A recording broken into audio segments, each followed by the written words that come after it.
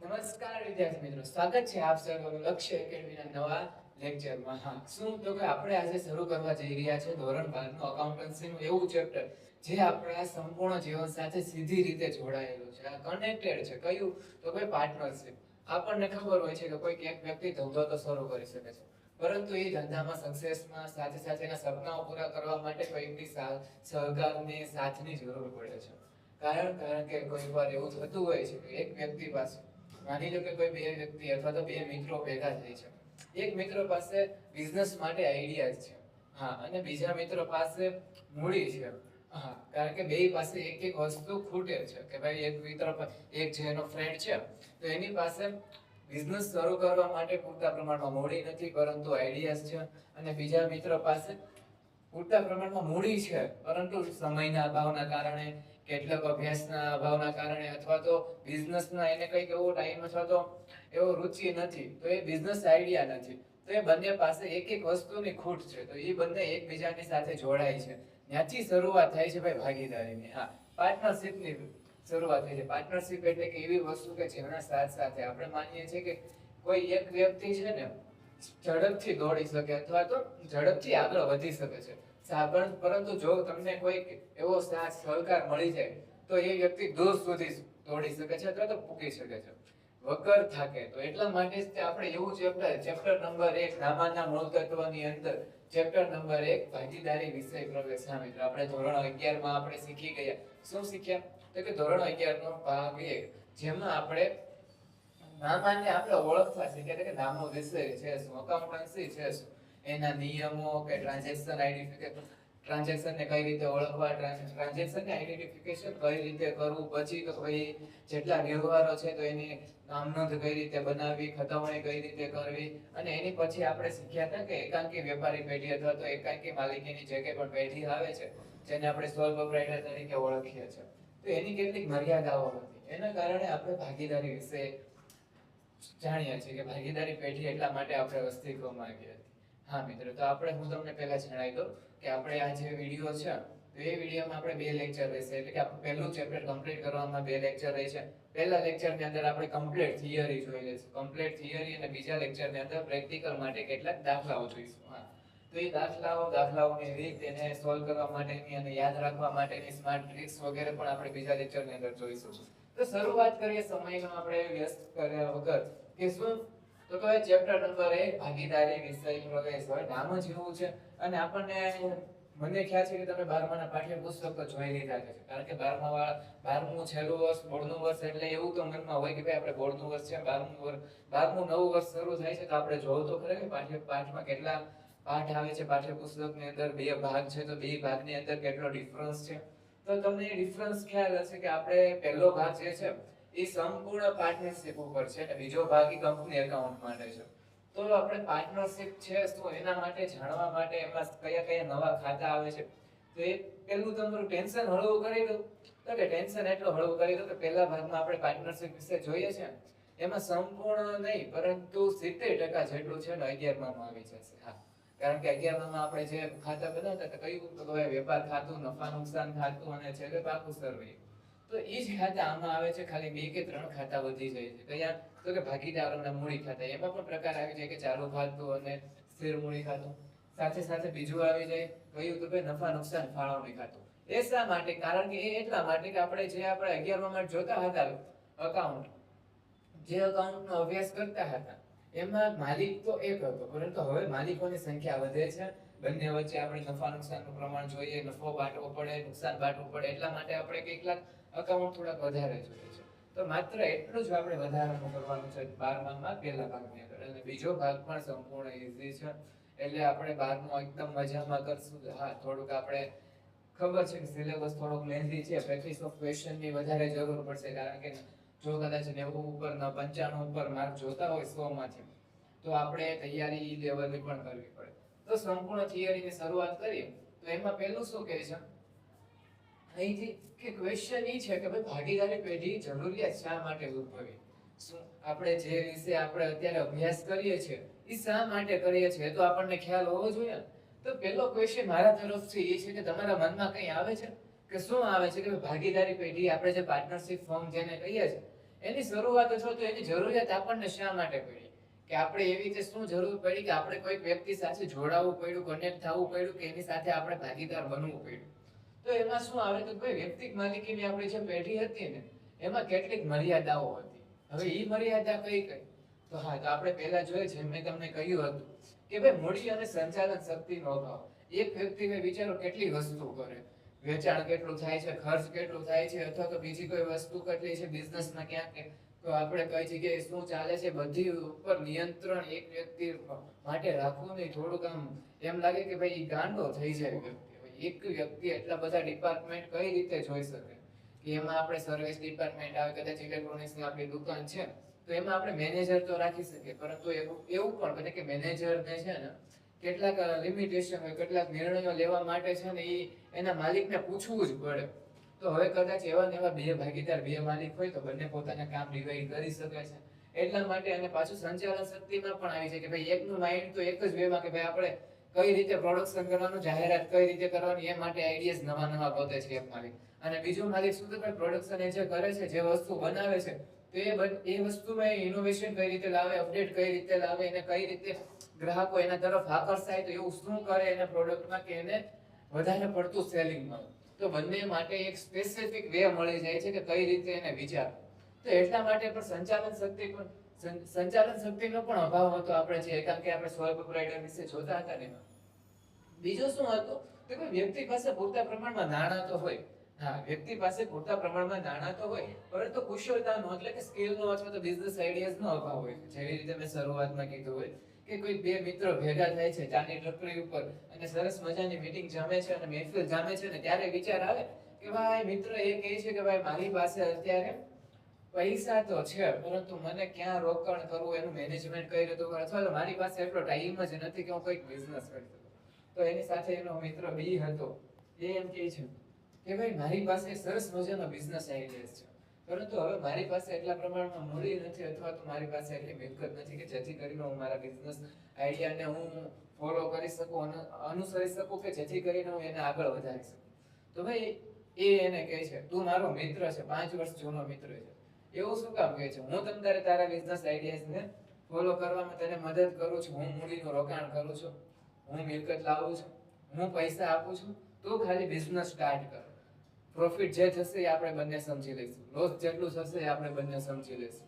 તો એ રીતે આગળ વધે છે. તો એવી જ રીતે શું કહે છે કે વ્યક્તિ પાસે પૂરતા પ્રમાણમાં નાણાં હોય પરંતુ કુશળતાનો અભાવ હોય. સાથે સાથે એક શું હતી બીજી મર્યાદા, બીજી લિમિટેશન કઈ તો ભાઈ ધંધાનો જોખમ હતું. હા, એકલ વ્યક્તિની જે પેઢી હોય જેમાં એક જ વ્યક્તિ માલિક હોય તો એના ખંભે ભાર પણ વધી જાય છે. નુકસાન કેટલું થશે, તેજી મંદીની જે અસર થાય છે, તો એ અસર પણ એક જ વ્યક્તિને માથે આવે છે. કેટલીક વાર અમર્યાદિત જવાબદારીને કારણે પોતાની અંગત મિલકતો પણ આપણે વેચવી પડે છે. તો એવી કેટલીક આપણી લિમિટેશન વધી જતી હતી, એના કારણે આપણે ભાગીદારી પેઢીનું અસ્તિત્વ આવ્યું, એનો જન્મ થયો કે એક સોલ્યુશન તમે કંઈ જોઈશે ને કે જેથી કરીને આપણે બિઝનેસમાં આગળ વધીએ. તો એ જ સોલ્યુશન આપણે અત્યારે ભણવામાં આવે છે કે હવે એ ભાગીદારી પેઢીનું અસ્તિત્વ તો આવી ગયું, એના અકાઉન્ટ લખે છે, બધી વસ્તુ છે, પણ આપણે ખબર હોય ને કે ભાઈ જેવી રીતે આપણે અત્યારે વિદ્યાર્થીનું શું માઇન્ડસેટ કે અત્યારે શરૂઆત વર્ષ છે, શરૂઆતના ચેપ્ટર સહેલા હશે, આપણે બોર્ડની પરીક્ષા આવશે ને તો એક સાથે તૈયારી કરી લઈશું, સવારે 4 વાગે જાગી અને રાત્રે 2 વાગ્યા સુધી જાગીને આપણે ભેગું કરી લઈશું. અત્યારે એન્જોય કરો. વર્ષનું સ્કૂલ લાઈફનું છેલ્લું વર્ષ છે, મિત્રો સાથે 12મા પછી આપણે અલગ પડી જઈશું, તો એટલા માટે આપણે છેલ્લું વર્ષ છે તો આપણે શા માટે આપણે ભણવા માટે જઈશું, એવું કેટલાકનું માઇન્ડસેટ હશે. એવું નહીં, સ્ટેપ બાય સ્ટેપ આપણે છે ને લેવલ વધે છે અકાઉન્ટમાં, એ યાદ રાખવાનું. જેવી રીતે અત્યારે વિષય પ્રવેશ કર્યા એ પછી આપણે પાછું એમાં નવું લેવલ આવશે કે આપણે પ્રવેશ આવે છે, ભાગીદારીનો પ્રવેશ, નિવૃત્તિ, પછી છેલ્લે આપણે ભાગીદારી એટલે પાર્ટનરશિપનો અંત કઈ રીતે આવશે, શરૂઆતથી લઈને એના અંત સુધી. જેવી રીતે અત્યારે આપણે જોતા હોય ફિલ્મમાં શરૂઆતથી લઈને એના પાર્ટ આવે કે પહેલું ચેપ્ટર, બીજું ચેપ્ટર, એવી જ રીતે આમાં ભાગ 1માં પણ એવું છે. જો કદાચ તમે પહેલા 3 ચેપ્ટરમાં કદાચ આપણે રજા પાડી હશે, સરખું ધ્યાન નહીં દીધું હોય, સરખા કવર નહીં કર્યા હોય, સરખી તૈયારી નહીં કરી હોય, તો એની અસર થોડીક તમને આગળના ચેપ્ટરમાં પણ બતાશે. એટલા માટે પહેલા ફોકસથી પહેલા ચેપ્ટરથી ફોકસથી આપણે તૈયારી કરવાની છે. તો એમાં મેં તમને ક્વેશ્ચન કર્યો, એનો આન્સર મળી ગયો ભાગીદારીનું અસ્તિત્વ શા માટે. તો હવે એમાં આગળ જોઈએ કે આપણે ભાગીદારીનું અસ્તિત્વ તો આવી ગયું, હવે એના માટે કેટલા કાયદા કાનૂન પણ બન્યા હશે, નીતિ નિયમો પણ બન્યા હશે. આપણને ખબર હોય કે આપણે ગમે એ વસ્તુ, ગમે એ પ્રસંગ છે અથવા તો ગમે એ મેનેજમેન્ટ અથવા તો ગમે એ આયોજન કરી, આપણે બીએ માં જોયું કે આયોજન કરીએ એટલે ત્યાં આપણે નિયંત્રણ રાખવું પડે, દોરવણી કરવી પડે, એ બધી વસ્તુ કરવી પડે. એટલા માટે આપણે શું તો ભાઈ ઇન્ડિયન પાર્ટનરશિપ એક્ટ એટલે કે ભારતીય ભાગીદારી કાયદો. હા, આ યાદ રાખવાનું કે ભાઈ ભારતીય ભાગીદારી કાયદો 1932 મુજબ, કયા વર્ષ? 1932, 1932 મુજબ કલમ કેટલામી તો પૂછે ને કોઈ તો યાદ રહી જવી જોઈએ કે કલમ કહે તો કે ચોથી કલમમાં શું લખ્યું હતું કે ભારતીય ભાગીદારી કાયદા 1932 ની ચોથી કલમમાં એમ કહે છે કે ભાગીદારી એટલે શું, ભાગીદારી પેઢી એટલે શું? તો એમ કહેવામાં આવે કે બે વ્યક્તિઓ વચ્ચેનો એવો સંબંધ, એ અને બી વચ્ચેનો એવો સંબંધ, એવો ગાઢ સંબંધ કે શું? તો કે જેમાંથી બધા દ્વારા અથવા તો બધા વતી કોઈ એક દ્વારા. આપણે ખબર હોય કે ભાઈ આપણે કંઈક જઈએ છે તો એમ કહે કે ભાઈ મારે અત્યારે સુગરની પ્રોબ્લેમ છે, મારા નામની મીઠાઈ અથવા તો મારા નામનો પ્રસાદ અથવા તો મારા નામના આશીર્વાદ તું લઈ લેજે, અથવા તો બધા દ્વારા. એવી જ રીતે કહે છે કે જેમાંથી બધા દ્વારા અથવા તો બધા વતી કોઈ એક દ્વારા નફો વેચવા સંમત થયા હોય. જો આમાં પાછી એક પોઝિટિવ વે પણ છે કે નફો જ વેચવાનો, કદાચ નુકસાન નહીં વેચો ને તો પણ ચાલશે, મૂડી નહીં લાવો ને તો પણ ચાલશે. કોઈ કેવું હોય કે ભાઈ પોતાના મિત્રની એવી ફિનાન્શિયલ પોઝિશન સમજતા હોય કે ભાઈ મારો મિત્ર છે ને આર્થિક પરિસ્થિતિ થોડીક એવી છે તો એને હું થોડુંક મારી રીતે પણ મારી પાસે એટલી મૂડી છે તો હું થોડુંક એને સપોર્ટ કરીશ, તો એમ કહીશ કે ભાઈ તું મહેનત કરશો એના ઉપર હું તને વળતર આપીશ, ખોટ જશે, નુકસાન જશે તો એમાં થોડુંક પ્રમાણ તમ તું ઓછું ભોગવીશ તો ચાલશે, તારા પ્રમાણે તું જેટલું ઉઠાવી શકીશ એટલું ચાલશે. એટલા માટે અહીંયા એ કીધું છે કે નફો વેચવા માટે સંમત થયા હોય. એને શું કહેવાય? તો એને વેપારી પેઢી કહેવાય. જ્યાં બે કરતા વધુ વ્યક્તિઓ ભેગા થઈ અને ધંધો કરતા હોય એને આપણે વેપાર ભાગીદારી પેઢી કહીએ છીએ. તો ભાગીદારી પેઢીમાં બીજું શું કહે તો કે ભાઈ ઉપરોક્ત રીતે જોડાયેલ વ્યક્તિઓને વ્યક્તિગત રીતે શું કહેવાય તો કે ભાગીદાર કહેવાય. આપણે ભાગીદારી, આપણે જે ભાગીદારી પેઢીનું અસ્તિત્વ આવ્યું જેના માટે બે ભાગીદારો જોડાયા, બે કે ત્રણ ભાગીદારો, બે કે ત્રણ મિત્રો જોડાઈને બિઝનેસનું સ્ટાર્ટઅપ કરે છે, તો હવે એને આપણે વ્યક્તિગત રીતે શું કહીએ છીએ? તો હવે એને વ્યક્તિગત રીતે આપણે ભાગીદાર કહીએ છીએ, જેને પાર્ટનર તરીકે આપણે ઓળખીએ છીએ. હા, જેવી રીતે અત્યારે સ્કૂલમાં તમારે કોઈ બેન્ચ પાર્ટનર હશે, એની સાથે તમે તમારી બેન્ચને વેચો છો કે તમે બંને એકબીજા સાથે સહમત થયા કે આપણે આખી આપણી સ્કૂલ લાઈફ, આપણું જે 12માનું વર્ષ છે, 12મા ધોરણનું, એમાં એક સાથે બેસીશું, આપણે બેન્ચને આપણે ડિવાઈડ કરીશું, આપણે એક બેન્ચનો ઉપયોગ કરીશું, સાથે સાથે આપણે નોટબુક્સનો આપ-લે થશે, સાથે સાથે હોમવર્કને આપ-લે થશે, ક્વેશ્ચન પૂછશું, ટેસ્ટમાં એકબીજા. એવી જ રીતે આપણે એને છે ને પાર્ટનર એટલે કે ભાગીદાર તરીકે ઓળખીએ છીએ. હા મિત્ર, ખાસ કરીને આપણે એક નોંધ લેવાની છે, નોટ કરીને રાખવાની છે. નોંધ કઈ નોંધ? કે ભાઈ એ ભાગીદાર કેવો હોય છે જેના પર આપણે વિશ્વાસ રાખી અને આપણે પ્રોફિટ અને લોસમાં આપણે ભાગીદાર બનાવીએ છીએ, આપણા ધંધામાં ભાગીદાર બનાવીએ છીએ, જેની સાથે આપણે બિઝનેસની આગળનો ટાઈમ આપણે સ્પેન્ડ કરવાનો છે, એવો ભાગીદાર કેવો હોવો જોઈએ? તો ભાઈ કરાર કરવાને લાયક હોવો જોઈએ. હા, આપણે કોન્ટ્રાક્ટ એક્ટમાં જે કંઈ પણ આપણે નિયમ આપ્યા છે કે કોન્ટ્રાક્ટ કે કયા પર્સન એટલે કયો વ્યક્તિ કરાર કરી શકે છે, તો એના માટે શું તો કોઈ કરાર કરવાને લાયક વ્યક્તિ જ ભાગીદાર બની શકે છે. કેટલાક એવા વ્યક્તિઓ હોય છે કઈને ભૂલને કારણે કે એને કારણે એને ગુના કર્યા હોય છે, એટલે કે એને કઈ ક્રાઇમ કર્યું હોય છે, તો એને કેટલીક વાર એવું થતું હોય કે એને કોન્ટ્રાક્ટ એના ઉપર કેન્સલ થઈ જાય કે એ કરાર ના કરી શકે ભારતમાં નહીં ત્યાં સુધી, અથવા તો એવો ઇન્ડિયન આપણે જેને કહીએ કે એને એનિમી તરીકે ઓળખ્યા છે કે એનિમી કન્ટ્રી તરીકે ઓળખ્યા છે, જે આપણે કરતા દુશ્મન દેશ તરીકે હોય, તો એવા સાથે પણ આપણે કરાર નથી કરી શકતા. એટલા માટે એના પર પણ આગળ અંદર ડીપમાં હજી કેટલાક નિયમો છે કે એવા કેટલા વ્યક્તિઓ છે કે એ કરાર કરવાને લાયક નથી. તો પહેલું શું આપણે યાદ રાખવાનું છે કે એ વ્યક્તિ જ ભાગીદાર બની શકે છે જે કરાર કરવાને લાયક છે. હા, કોઈકની એવું હોય કે કોઈકની માનસિક સ્થિતિ અલગ હોય, કોઈ નશામાં હોય, તો એવા વ્યક્તિઓ સાથે આપણે કરાર કરવો એ આપણા માટે હિતાવ નથી. તો બીજું શું આગળ પાછું કહે છે કે ભાઈ કરાર કરવાના લાયક વ્યક્તિ તો હોય, સાથે સાથે ધંધો આપણે જે શરૂ કરીએ છીએ, જે બિઝનેસનો સ્ટાર્ટઅપ કરીએ છીએ, એ બિઝનેસ કેવું હોવું જોઈએ મિત્રો? વિદ્યાર્થીઓ, એ બિઝનેસ પણ છે ને આપણે કાયદેસરનું હોવું જોઈએ. કયું કાયદેસરનું હોવું જોઈએ? કાયદેસરનું હોય તો જ આપણે એ બિઝનેસ લીગલી ચાલે છે. જેને આપણે અનુમતિ સરકારે આપી છે કે આ બિઝનેસ તમે કરી શકો છો, આ ધંધો તમે શરૂઆત કરી શકો છો, એવો ધંધો કાયદેસરનો હોવો જોઈએ.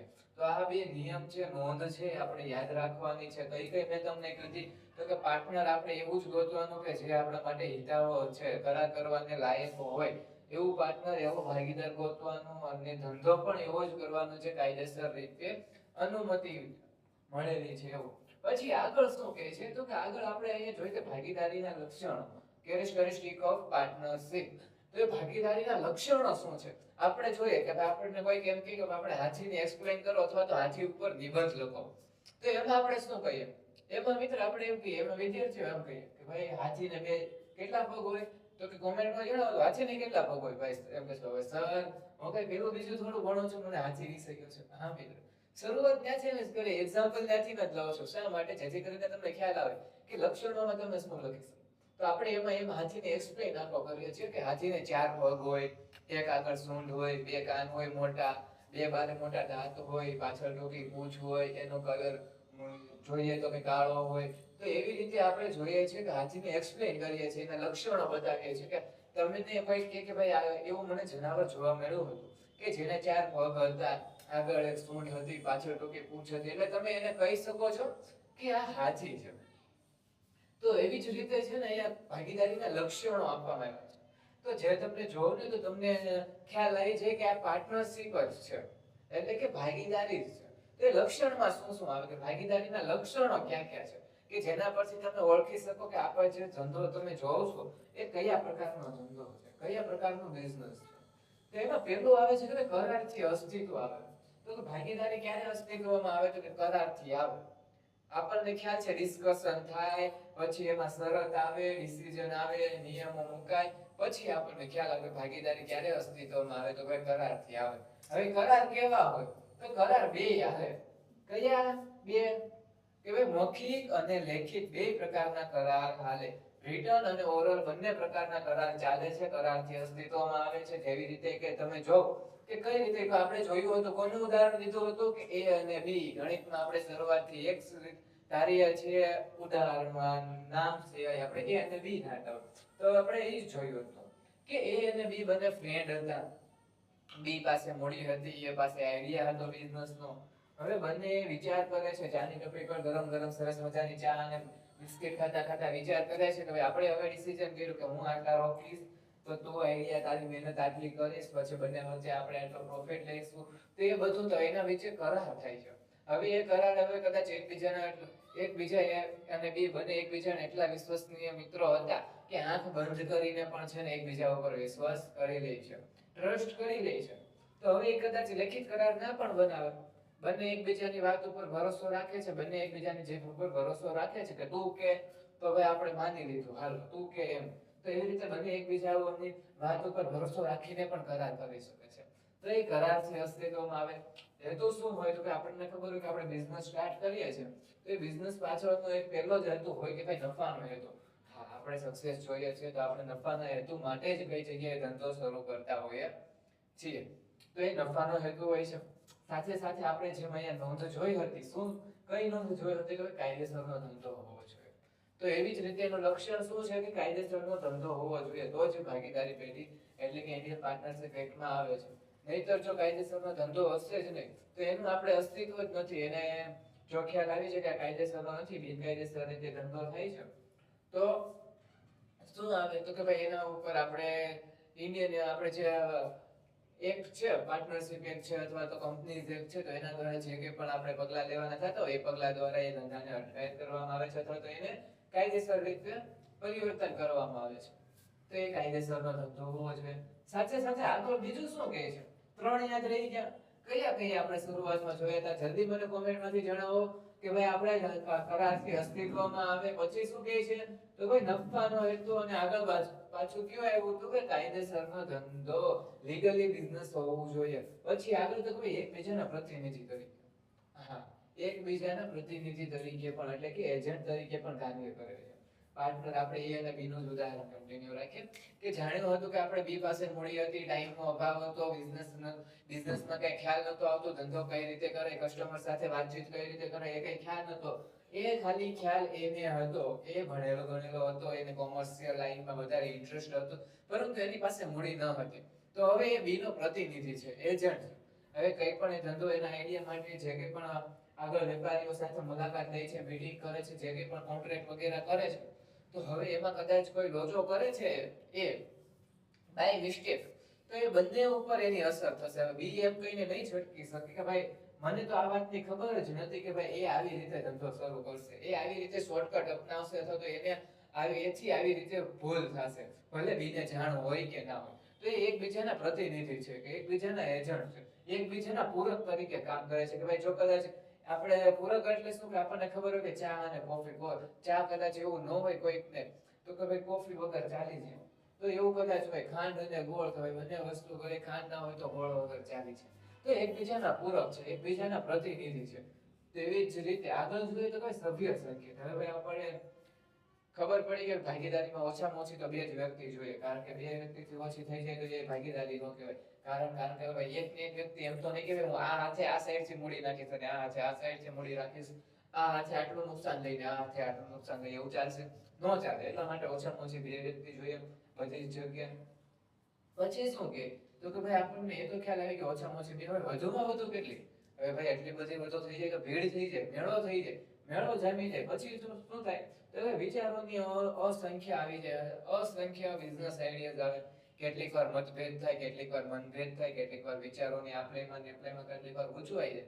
તો એમાં આપણે સભ્ય સંખ્યા પણ લિમિટેડ કરી દીધી, કે મર્યાદા પણ આવી ગઈ, કે સભ્ય સંખ્યાની મર્યાદા, કે ભાઈ આટલા સભ્યો છો તો જ તમે પાર્ટનરશિપ, એટલે કે આટલા સભ્યોની અંદર જ તમે પાર્ટનરશિપ કરી શકો. હવે તમને એમાં પાછું એવું થાય કે ભાઈ હવે પાર્ટનર તો બની ગયા, હવે વધુ પડતા સભ્યો હતા, હવે ગાઢ મિત્રો હતા, તો એટલા બધા મિત્રો હવે સભ્ય સંખ્યા વધી જાય છે.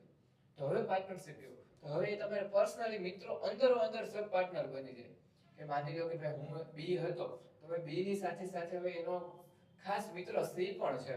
હવે એને એ સાથે કોઈ તાલ્લુક નથી, કે એ સાથે કોઈ પણ એની સાથે કઈ ઓળખ નથી. તો હવે સી શું કહે છે?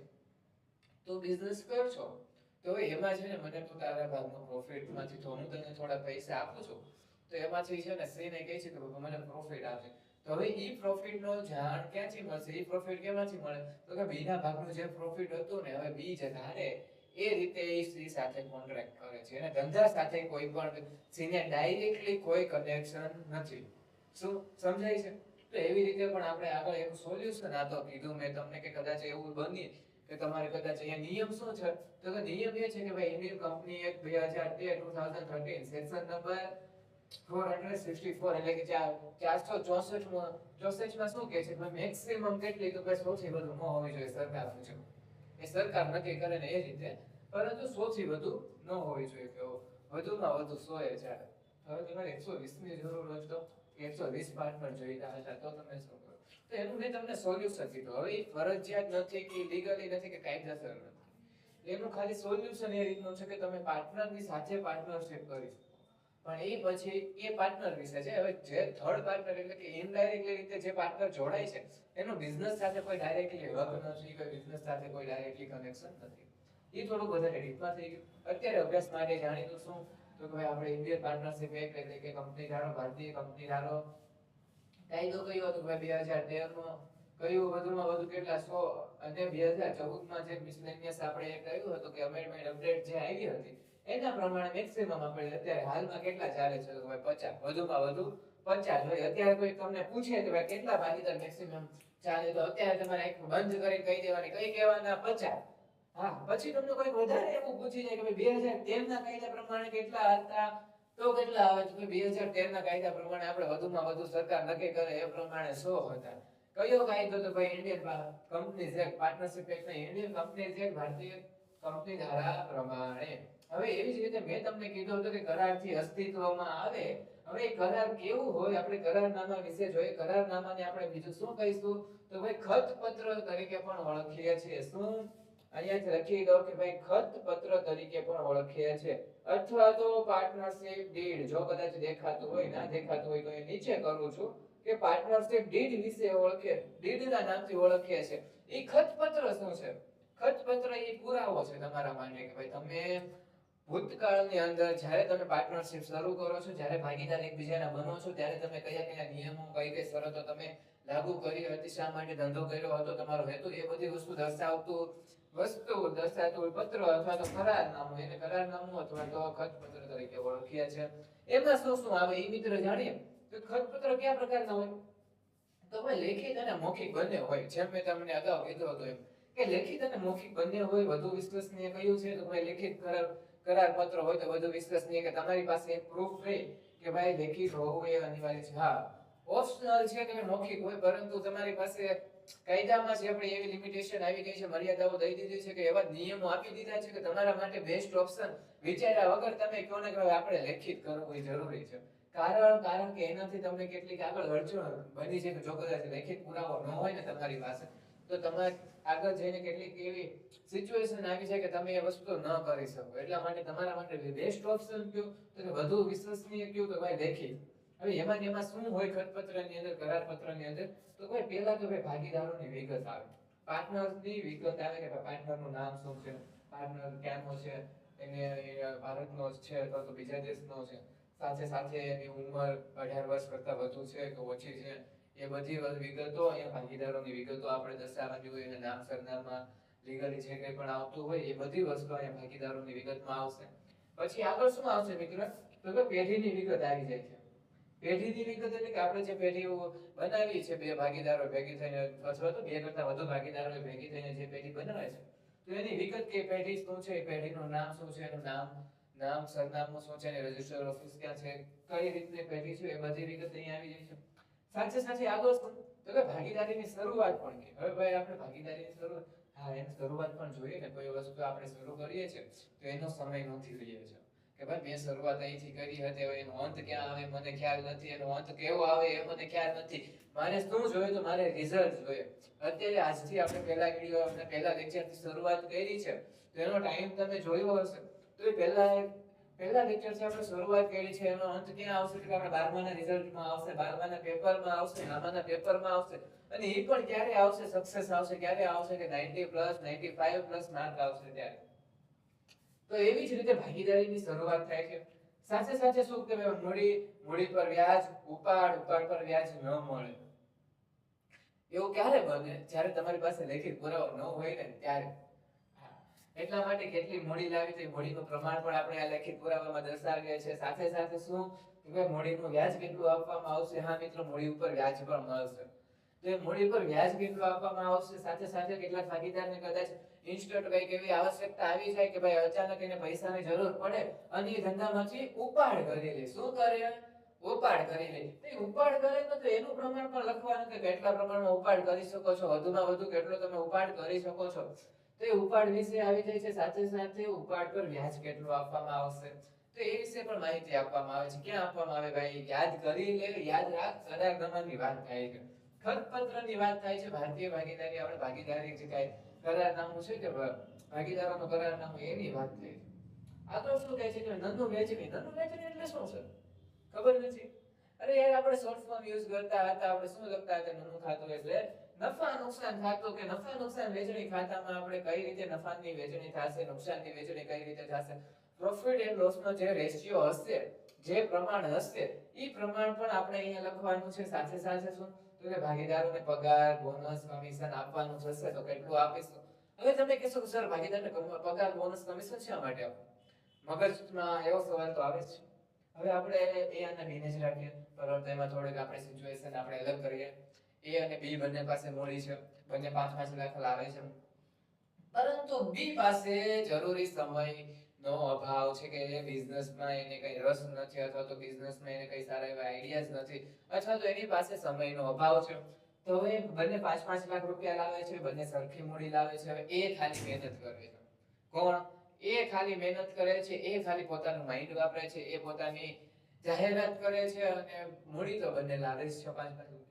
હવે એ એમ કહે છે કે બી ભાઈ બંને 5-5 રૂપિયા લાવીએ, 5-5 લાખ લાવીએ. 5 રૂપિયામાં આપણે ભાગીદાર થતા ધંધો તો નહીં થાય. 5-5 લાખ રૂપિયા લાવ્યા. તો હવે એમ કહે છે કે બી ભાઈ તમે 5 લાખ લાવ્યો, હું 5 લાખ લાવ્યો, પરંતુ હવે પાછું પ્લસ કે મેં તો મારી મહેનત પણ વાપરી હતી, તમે ખાલી પૈસા મળી જ લાવ્યા, તો હવે મારી મહેનતનું શું? તો એમ કહે છે કે ભાઈ મહેનતનું આપણે અગાઉથી આપણે જોઈએ કે ભાઈ મહેનત જેટલા પ્રમાણમાં આવે તો એ પ્રમાણે આપણે પગાર, બોનસ, કમિશન જે આપવાનું મન થાય તે કરીએ. રેડી? સમજાય ગયું કે ભાગીદારને આપણે પગાર અને બોનસ શા માટે આપે? હવે એમ પાછું આપણને એમ થાય કે ભાઈ મારી જ દુકાન છે, મારી જ દુકાનમાંથી હું સેલેરી લઉં, એવું થાય ને ભાઈ, હું પાર્ટનર છું, મારી જ દુકાન છે, મારી જ દુકાનમાં હું સેલેરી આપતો હોઉં, સેલેરી લઉં કઈ રીતે? એવો કેટલાકના મનમાં વિચાર આવે. તો મેં જેમ તમને કીધું કે એવી કેટલીક વાર સિચ્યુએશન આવે કે બધા પાર્ટનરો સરખી મૂડી લાવે છે ને કોઈ એક પાર્ટનર બિઝનેસ લગાડે છે, તો એની એક્સ્ટ્રા છે કે પણ એ એનર્જી વેસ્ટ તો ન કહેવાય, ઇન્વેસ્ટ કરે છે, તો એના માટે પણ આપણે એને યોગ્ય મહેનતાણું આપવું પડે. પછી આગળ શું કે તો ભાઈ લોન પર વ્યાજ કેટલું આપવાનું? ભાગીદાર જે આપણને લોન તરીકે આપણને નાણાં આપે છે, કેટલીક વાર એવું પણ હોય કે કેટલાક ભાગીદાર રિસ્ક પણ લેવા ન માંગતો હોય કે મારી મૂડી તો એટલી છે જ, હવે હું પાછી મૂડીનું રોકાણ, પાછું કેપિટલ નહીં લાવું, કદાચ ખોટ થઈ ગઈ તો એટલા માટે લોન સ્વરૂપે નાણાં રોકી દે છે. કે લોન શા માટે? તો કદાચ લોન કરતા એટલા માટે કે લોનના પૂરેપૂરા નાણાં તો પરત મળી જ જાય, અને સાથે સાથે એના ઉપર વ્યાજ પણ મળે છે. તો કેટલીક વાર ભાગીદાર પાર્ટનર લોન સ્વરૂપે પણ નાણાં રોકે છે, તો એ લોન પર વ્યાજ કેટલું આપવું, સાથે સાથે પાઘડીની ગણતરી કઈ રીતે કરવી કે નિવૃત્તિ થાય જ્યારે ભાગીદાર નિવૃત્ત થાય અથવા તો ભાગીદારનો પ્રવેશ થાય તો પાઘડીની ગણતરી એ પાઘડીની ગણતરીમાં કોઈક વાર એવું પણ બનતું હોય કે કોઈક એક ભાગીદાર હોય એની રેપ્યુટેશન એટલી સારી હોય, એની સમાજમાં નામ એટલું સારું હોય કે ધંધો એના લીધે જ ચાલતો હોય. શું? ધંધો એના લીધે જ ચાલતો હોય કે ભાઈ કોઈકને બધાને વિશ્વાસ છે કે ભાઈ નહીં, જ્યાં સુધી આ પેઢીમાં આ વ્યક્તિ છે ત્યાં સુધી આ ધંધામાં કંઈ પણ આડાઅવળું નહીં થાય. તો એ રીતે જે કંઈ પણ ધંધો ચાલતો હોય એ વ્યક્તિના કારણે, તો હવે એની પાઘડી પણ એની અલગથી ગણીએ કે ભાઈ તમારી પાઘડીનું કેટલું મૂલ્ય છે, તો એ મૂલ્ય પણ આપણે અલગથી ગણવું છે. એ બધી આગળની વાત છે. અત્યારે આપણે ખરીદ વર્ષના કારણે આપણે પાઘડી ગણીશું, જે આપણે આગળના પ્રેક્ટિકલ દાખલામાં જોઈશું. તો પાઘડીનું પ્રમાણ કઈ રીતે આપણે શોધીશું, કઈ રીતે વેચણી કરશું, એ પણ આપણે આ પાર્ટનરશિપ ડીડ એટલે કે ખતપત્રમાં જણાવીશું. સાથે સાથે બીજું શું, તો ભાઈ વિસર્જન ક્યારે કરવું? હવે ભાઈ સર ડાયરેક્ટ તમે વિસર્જનને ક્યાં મૂકી છે? ડાયરેક્ટ કંપની ડૂબાડી દેવો કે ડાયરેક્ટ આપણો ધંધો હજી શરૂ કર્યા પહેલા આપણે ડૂબાડી દેવાનો છે, પૂરો કરી દેવાનો છે? ના, એની પહેલા મુદ્દો થોડોક એવો રહી ગયો તો એટલે નીચે હતો એટલે દેખાણો ને કદાચ એવું લાગે કે કદાચ ફ્રેમમાં ન દેખાતો હોય તો હું બોલી જાઉં છું. પ્રવેશ અને નિવૃત્તિ, ભાગીદારની પ્રવેશ અને નિવૃત્તિ, કદાચ નવો પાર્ટનર આવી જાય અથવા તો જૂના પાર્ટનરનું કંઈક એવું થાય કે ભાઈ અકસ્માત થાય અથવા તો એની રિટાયર થવાનું થઈ જાય તો એ નિવૃત્તિ પણ લઈ લે. તો પ્રવેશ અને નિવૃત્તિ માટે કેટલાક નિયમો બનાવ્યા હોય તો એ નિયમો પણ આપણે ખતપત્રમાં લખવાના હોય છે. પછી લાસ્ટમાં વિસર્જન વિશે પણ આપણે લખવાનું હોય છે. હા મિત્રો, વિસર્જન વિશે પણ આપણે લખવાનું હોય છે. હવે વિસર્જનમાં શા માટે? તો કે વિસર્જનમાં એટલા માટે કે ભાઈ આપણે કઈક વાર એવું બને કે કોઈ સ્પેસિફિક ટાઈમ પીરિયડ માટે આપણે પાર્ટનરશિપ બનાવીએ છીએ. જેમ કે માની લો અત્યારે દિવાળીનું સીઝન ચાલે છે, જો કે અત્યારે દિવાળી નથી, કેરીની સીઝન છે, પરંતુ એમ માની લો કે દિવાળીની સીઝન ચાલે છે, ફટાકડાના સ્ટોલ તમે બંને ફ્રેન્ડ લાવો છો, તો એ વિસર્જન ક્યારે થઈ જશે? ભાઈ દિવાળી પતશે એટલે પાર્ટનરશિપ પૂરી, કારણ કે દિવાળી પતે એટલે ફટાકડાનો સ્ટોલ ખાલી અને નીકળી જાય. કારણ કે ટાઈમ પીરિયડ સ્પેસિફિક ટાઈમ હતો કે ભાઈ દિવાળીનો સમય છે, તહેવારનો સમય છે, ત્યાં સુધી તમે ફટાકડા માટે સ્ટોલ નાખો છો ભાગીદારમાં, તો એ તમારા વિસર્જનની એક તારીખ આવી, સમય મર્યાદા આવી ગઈ. તો એ વિસર્જન વિશે થોડોક એવા નિયમો પણ લખી શકો છો. સાથે સાથે કઈ રીતે તમે વિસર્જન કરશો, કઈ આગળ જઈને કેટલા ટાઈમ પછી વિસર્જન કરશો, અને વિસર્જન થશે તો ત્યારે કઈ રીતે ભાગ મળશે, ત્યારે કઈ રીતે તમે એમાં કોઈ ખાતાના અથવા તો અકાઉન્ટની અનુસરશો, ફોલો કરશો, તો એ બધી વિગત આપણે વિસર્જન એટલે આમાં જેટલી કરારનામામાં આપણે યોગ્ય લાગી કે આપણા માટે જે હિતાવહ હતી એ બધા નિયમો તમે લઈ શકો છો. હવે આમાંથી તમે ક્યાં લો છો એ તમારા માટે કમ્પલસરી નથી. કોઈક વાર તમે તમારા ખતપત્રની અંદર એ વસ્તુ ભૂલી ગયા તો તમે શું કરશો? તો એ જેટલી વસ્તુ તમારે ભૂલી જવાની આવે છે ને, તમે કરારનામામાં એ વસ્તુ નથી લીધી, તો એ વસ્તુ પછી આપણે ઇન્ડિયન પાર્ટનરશિપ એક્ટ જે છે, ભારતીય ભાગીદારી કાયદો, એ પ્રમાણે એને ધ્યાનમાં લઈને આપણે એ વસ્તુનો નિર્ણય લઈશું. તો તમને ખ્યાલ આવી ગયો? હા મિત્રો, કદાચ એવું લાગતું છે કે થિયરીમાં વિડિયો થોડો લાંબો થઈ જાય છે, તો મારો જો એવો હેતુ છે કે હું છે ને એવી રીતે તમને ન બોખાવી દઉં કે એવી રીતે આઈએમપી ડાયરેક્ટ નો આપી દઉં કે 5 શબ્દ છે કરી લે તને માર્ક આવી જાય, એવી રીતે મને આવડે છે. હું કદાચ આપણું ચેપ્ટર પૂરું થાય ને એટલે મારો વિચાર છે કે હું શોર્ટ્સ વિડિયો બનાવી એટલે કે 60 સેકન્ડનો વિડિયો બનાવી તમને બધા ક્વેશ્ચન આપી દઉં કે પાઠ્ય પુસ્તકના ભાગ એમાંથી કે જે અત્યાર સુધી પૂછાણા હોય, એમસીક્યુ બધા આપી દઉં કે જે અત્યાર સુધી પૂછાણા હોય, વિભાગ બી માં બધા એ સવાલ આપી દો કે જે અત્યાર સુધી પૂછાણા હોય. તો એવી રીતે આઈએમપી પણ હું આપી દઉં, પણ કોન્સેપ્ટ પણ ક્લિયર નહીં થાય, જેના પાછળનું રહસ્ય ક્લિયર નહીં હોય, જેના માટે તમે અત્યારે ટાઈમ બગાડો છો, જેના માટે તમે કારણ કે સૌને ખબર છે કે કોમર્સ રાખ્યું છે તો કોમર્સમાં આગળ વધવું છે, કોમર્સમાં આગળ વધવું છે. ક્યારે વધશો? ખાલી રિઝલ્ટના માર્કના આધારે નહીં વધો. એ તો આપણને ખ્યાલ છે કે આપણે અકાઉન્ટ નામનું એ શું છે? નામનું એ કળા છે. તો સ્કિલ ક્યારે વધે? જ્યારે તમે એની ઉપર પ્રેક્ટિસ કરો, એની અંદર ઊંડા ઉતરો ને ત્યારે તમે એના ઉપર ઉતરો. આપણે અત્યારે કોમન અત્યારે બધા એક્ઝામ્પલ લે છે. આઈપીએલ હમણાં ગઈ એના પ્રમાણે કયું તો કે વૈભવ સૂર્યવંશી. હવે એને જો ખાલી ક્રિકેટના નિયમો ગોખી લીધા હોત તો આવડી જાય. એને ક્રિકેટ પાછળ એટલી પ્રેક્ટિસ કરી, એટલા ઊંડા ઉતરા, એને એનું પ્રોફેશન, એની જે રમત હતી, ગેમ હતી, એનામાં એને ઊંડા ઉતરા, એને દિલમાં લે છે. ક્યારે એને ખ્યાલ આવ્યો? અકાઉન્ટને પણ આપણે દિલમાં વસાવવાનું છે, સ્ટેટને પણ દિલમાં વસાવવાનું છે. જ્યારે લઈને બેસીએ ને ત્યારે આપણે એક જ આંખમાં આવવું જોઈએ કે આપણે અકાઉન્ટન્ટ બનીશું તો મને બધી રીતે બધા રીઝન ખબર હશે, મને બધી વસ્તુ ખબર હશે, મને કોઈ પણ પૂછે તો મને બધી વસ્તુ ખબર હોવી જોઈએ. એવી રીતે તૈયારી કરવાની છે. માર્ક તો આપણે આવી જ જશે 100 માર્ક. શું 100 માર્ક આવી જશે, પણ 100 માર્કના લીધે તમે સારા અકાઉન્ટન્ટ નહીં બની શકો. એ ક્યારે બનશો? જ્યારે તમને રીઝન ખબર હશે, કોન્સેપ્ટ ખબર હશે. બિઝનેસ સ્ટાર્ટઅપ કરશો 100 માર્કના લીધે તમને પ્રોફિટ નહીં થાય. પ્રોફિટ ક્યારે થશે? જ્યારે આઈડિયાઝ આવશે, જ્યારે તમે એને લીગલી ફોલો કરશો ત્યારે થશે. તો એટલા માટે કદાચ 5 મિનિટ બગડે તો બગાડો ને, પણ રિઝલ્ટની સાથે સાથે આપણું કરિયર તો સક્સેસ થાય છે. હવે એમાં પાછું આગળ આવે છે કે લેખિત કરાર એટલે કે ખતપત્રનો અભાવ હોય તો શું થાય? લેખિત કરારનો અભાવ હોય, કદાચ તમે મૌખિક જ કર્યું હોય, આપણે જેમ મેં તમને એ ને બી ના ઉદાહરણમાં કીધું હતું કે લેખિત કરારનો અભાવ હોય તો શું થાય? તો કોઈ ઇન્ડિયન પાર્ટનરશિપ એક્ટ 1932 એટલે કે ભારતીય ભાગીદારી કાયદો 1932 મુજબ આપણે શું તો મૂડી લાવવી ફરજિયાત નથી. મેં જેમ તમને કીધું હતું કે કેપિટલ લાવવી ફરજિયાત નથી, તમે તમારી સ્કિલનો ઉપયોગ કરીને પણ પાર્ટનર બની શકો છો. તો મૂડી લાવવી એ ફરજિયાત નથી. મૂડી પર વ્યાજ આપવું, મૂડી પર વ્યાજ પણ ન મળે. કદાચ તમે એવું વિચારો કે અમે બંને ચાની ટપરી પર બેઠા હતા, હવે મને બીએ તો કીધું તો હું તને મૂડી પર વ્યાજ તો દઈશ, પણ હવે ભાઈ આગળ જતા થોડાક વર્ષ ગયા, કદાચ એવું લાગે કે બંને વચ્ચે કંઈક એવું થાય કે ભાઈ મિસઅન્ડરસ્ટેન્ડિંગ થાય કે બંને વચ્ચેના સંબંધમાં થોડીક એવી ખલેલ આવી જાય, એવું થાય. તો એવું પણ કોઈક વાર થઈ જાય અને એવું માની લે કે ભાઈ બી એમ કહી કે આપણે તો એવું કઈ વાત જ નથી થઈ, મને એવી કઈ વાત જ યાદ નથી આવતી.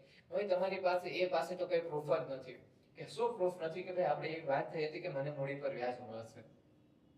એ પ્રૂફ હોય, કદાચ તમારી પાસે લેખિત પુરાવો હોય તો એ તમને મળી શકે. નો હોય તો આપણે ઇન્ડિયન પાર્ટનરશિપ એક્ટમાં જે કંઈ પણ આપણને કાયદા કીધા છે, જે કંઈ પણ નિયમો જોયા છે, જે કંઈ પણ સેક્શન છે, એ સેક્શનને અનુસરીને આપણને ન્યાય મળશે.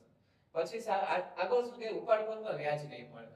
ઉપાડ પર પણ વ્યાજ નહીં મળે. નફા નુકસાનનું પ્રમાણ શું આપવામાં આવશે? 1/1 આપવામાં આવશે. પછી ગમે એને મૂડી રોકી હોય. પછી તો હવે પગાર, બોનસ, કમિશન ભાગીદાર ને નહીં મળે.